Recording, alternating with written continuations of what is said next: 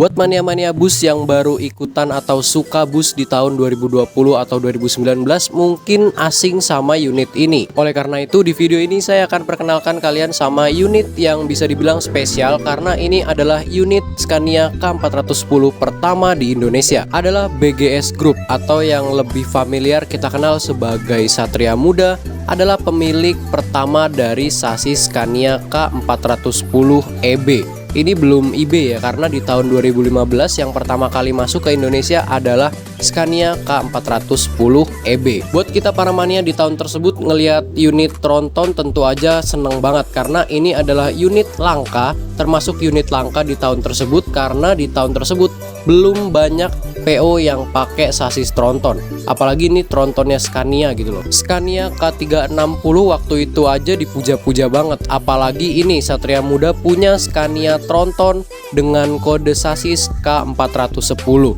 Tentu aja ini bener-bener gebrakan banget buat para bismania di tahun tersebut. Unit ini kan rilis di tahun 2015 ya, dan di 2016 itu dipakai sama Korwil Mas Dusel buat ikut Jamnas Bismania. Yang tentunya ini jadi kejutan tersendiri buat para bismania yang hadir ke Jamnas waktu itu ya. Dan sebelum atau setelah dari Jamnas kayaknya waktu itu unit Satria Muda yang Scania K410 ini bertandang ke kantor pusatnya Rosalia Indah. Dalam rangka apa? Kayaknya waktu itu tuh dalam rangka ya silaturahmi aja gitu. Jadi Satria Muda mampir ke kantor pusatnya Rosalia Indah di Palur. Mungkin kalian berpikir di tahun tersebut Rosalia Indah belum punya banyak tronton ya, tapi jangan salah. Karena di tahun tersebut sebenarnya Rosalia Indah juga udah punya banyak Scania K360 yang waktu itu dipasangin livery limited edition. Saya yakin banyak dari kalian yang nggak tahu kalau Rosalia Indah dulu punya livery limited edition,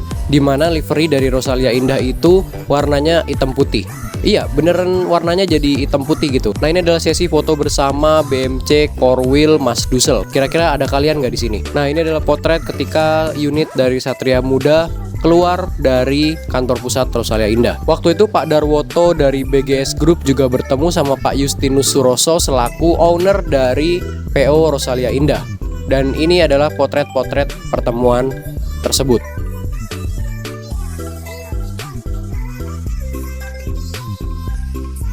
Buat yang penasaran sama kokpit K410 EB, beginilah kira-kira.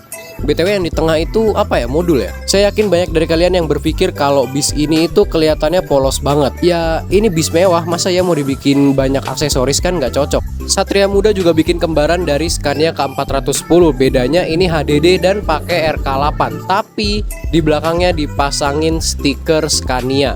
Dan dari belakang juga identik banget. Bisa kalian perhatikan yang kanan itu Scania asli dan yang kiri Hino. Tapi Hino di sini knalpotnya ada 4 ya. Dan udah jelas itu cuma tempelan dan cuma aksesoris. Nah, ini adalah stiker Scania-nya. Mohon maaf kalau dari tadi suara saya agak berbeda ya teman-teman, karena saya lagi kurang enak badan. Jadi buat kalian semua jaga kesehatan. Lanjut ke Satria Muda tadi, bisa dilihat di bagian sepatu-sepatunya ini udah pakai velg Alcoa dan kelihatan lebih ganteng. Dan di tahun 2018 atau 2019 ini ya, Scania K410 milik Satria Muda dirombak depan belakangnya jadi Jetbus 3 SHD karena di tahun tersebut Jetbus 3 SHD baru keluar dan Satria Muda langsung ganti wajah ke AP. Ini bukan rombakan di bengkel UMKM ya. Jadi ini bener-bener rombak di karoseria di Putro. Untuk livery nggak diubah karena ubahan dari Jetbus 2 ke Jetbus 3 itu cuma di bagian depan dan belakang. Dan ini Jetbus 3 versi pertama ya, bisa dilihat di bagian bumper depan dan selendangnya yang sangat menciri khaskan Jetbus 3 seri pertama, bukan seri kedua yang Voyager itu. Jujur saya lebih suka Jetbus 3 yang versi pertama sih, karena kesannya kayak kotak-kotak dan bulky gitu. Kalau yang Jetbus 3 versi kedua yang Voyager itu kesannya lebih melekuk-lekuk dan jadi kayak tajem-tajem gitu. Dan ini adalah rombakan kedua dari Scania K410-nya Satria Muda, jadi warna hijau dan jadi Jetbus 3 Voyager. Nah, bisa dilihat di bagian selendang dan di bagian bempernya yang juga berubah.